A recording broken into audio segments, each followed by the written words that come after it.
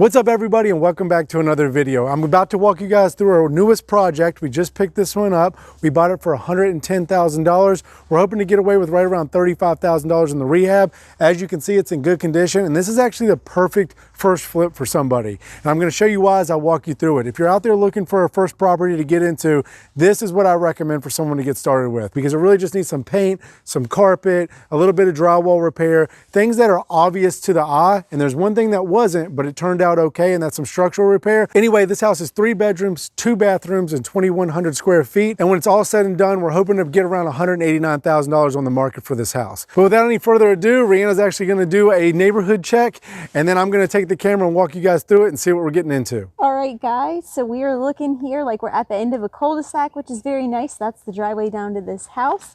Some nice houses surrounding it, and it's very quiet.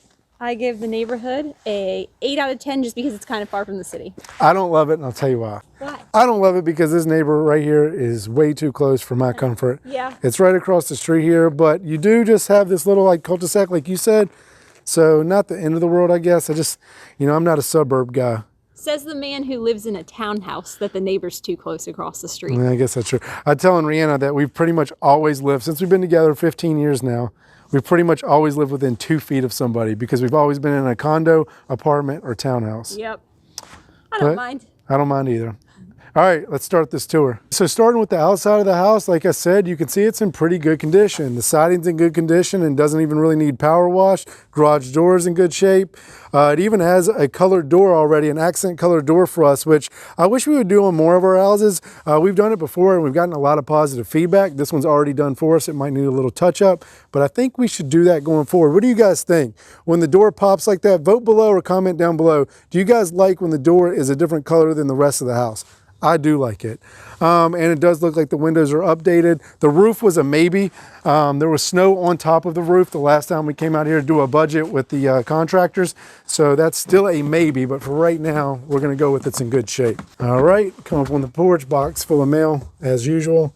And we're going in. And guess what? Another split level entry. Go figure. This house is actually going to look a lot similar to the one I toured last week, but I think this one's even in better condition. So as you can already see, the paint job's interesting. I'm not sure what's going on there. I don't hate it. I don't love it, but that will not be staying. So again, we will need to do paint throughout. And again, as you turn to the right here, you got a big living room. Now this house does feel bigger than the one that I toured last week. If you haven't watched that video, go check it out. We bought 2 houses in the same day, walked you through both of those. As I swing around here, kind of get a better idea of what that looks like. You come up the stairs right there. I personally, again, if this was my home and I was gonna live in it, this would go. I would get rid of both of those and I would put an island in right there. And of course, I would switch out all this carpet out. I would just go with a vinyl plank throughout, or at least, switch out this carpet and update it at the very minimum.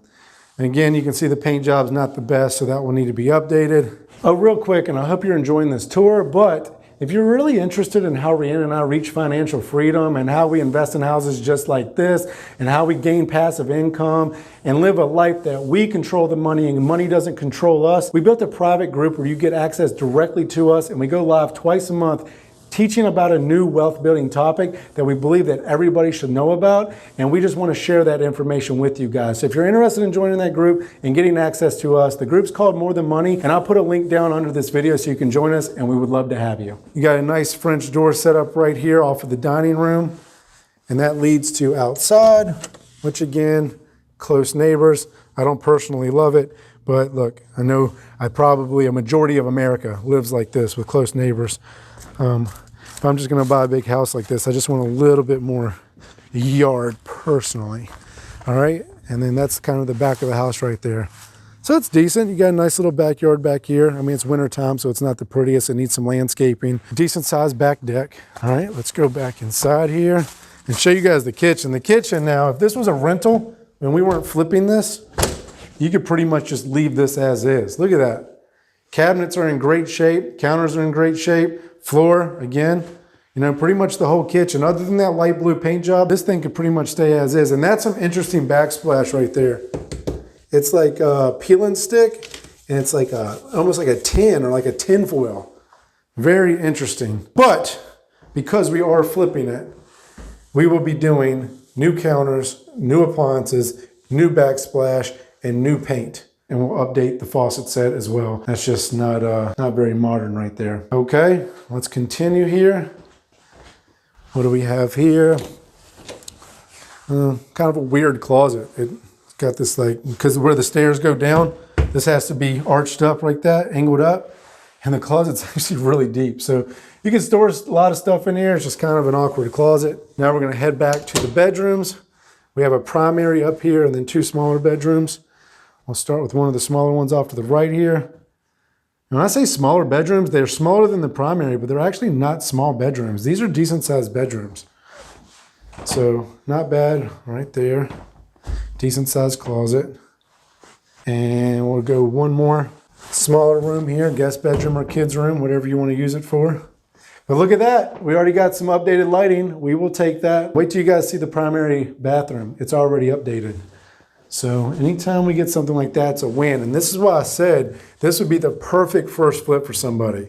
Update carpet, update the paint, you know, simple things like that. Some of these things you can even do yourself. All right, then we're gonna go in here to the primary bedroom, which is really big. It goes way back there. Has a nice walk-in closet right here. Check that out. It's pretty deep or pretty wide. And then there's that huge primary. Look at that. Got enough room for 2 ceiling fans, which are already updated as well. This is just a simple flip for somebody. And our budget on this is about $35,000, which is probably gonna be high, but remember, we have office expenses and other carrying costs that normal flippers don't have because we run this as a business. We have a whole team we have to pay. And here's that bathroom I was talking about that's already updated. Now, of course, it needs a mirror, but floor, toilet, vanity, tub, all updated. Even new lighting up here. All you would have to do in this bathroom, literally, is put a vent right there, a vent cover. So you're talking like 10, 15 bucks from Lowe's, even if you got a nice one. A mirror for a decent one, $80 to $120. Put that up right there. And I would probably paint it. It's yellow, not a great neutral color if you're trying to flip a house. So I'd probably go with, you guys guessed it, gray or white. But it's already got the recessed lighting. It's already got the updated fan. I mean, that's all you have to do. So you could actually finish this primary bathroom for, call it 200 bucks, $250, depending on if you paint it yourself or not, of course.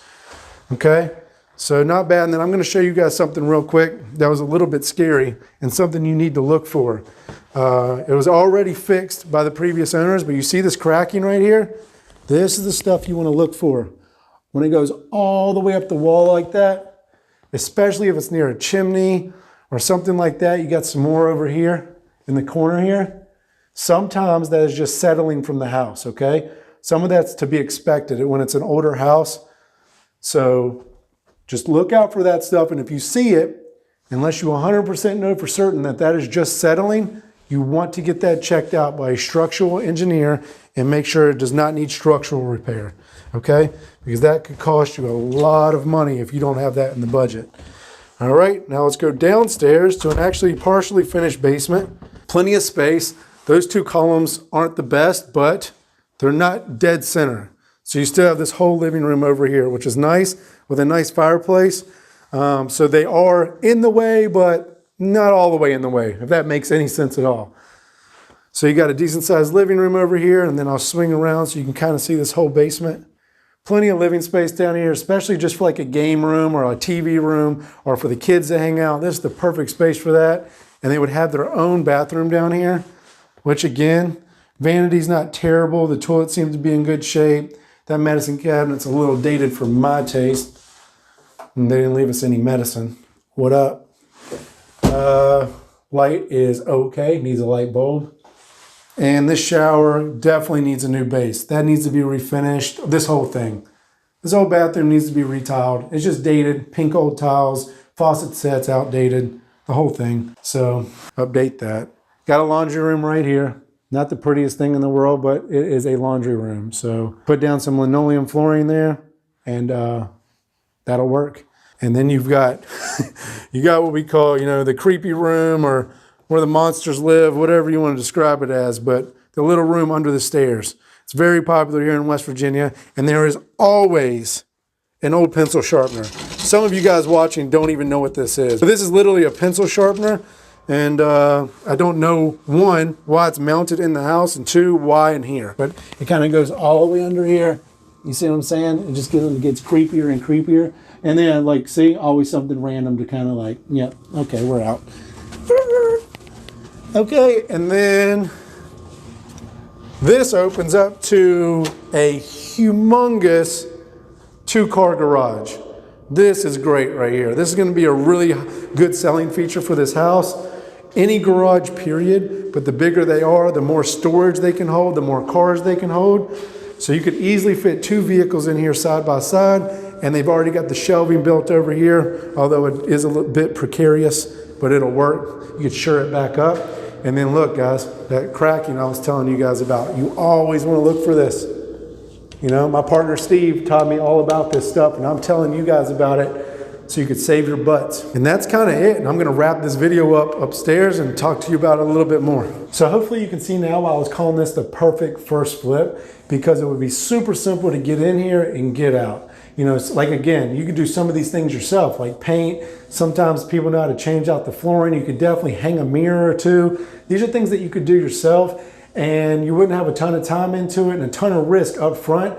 Get in here, make you some money, get some momentum, get some confidence, and these are the ones you want to start with. Don't start with a full burnt down house. Don't start with a full rehab that needs $120,000 to get it back on the market. I'm not saying you can't. All I'm saying is the learning curve is going to be much, much higher. There's more room there for you to go way over budget or miss things. And if your first one goes wrong, the chances are you won't have the motivation to continue with this. And I hate for that to happen, because you can lose on your first one. And I always tell somebody, I don't mind if you lose on your first flip or even your second flip, as long as it's not an exorbitant amount of money. But if you lose 5 or 10 grand, but you learned everything that goes into the process of flipping a house and selling it and putting it on the market and all those things, then that's worth the education. You are paying for the education. There's people out there paying $100,000, $200,000, $300,000 for their education through college that do not get the skill set that this can make you monetarily. So keep that in mind as well. And again, like I told you earlier, you can always join More Than Money if you're interested in wealth building, investing, building a rental portfolio, wholesaling, things like that. We talk about all that in our private group, and we'd love to have you. All right, guys, if you enjoyed this walkthrough, if you enjoyed the tour, you like the channel, please subscribe and hit the thumbs up button. As always, I appreciate you, and we'll see you guys on the next one.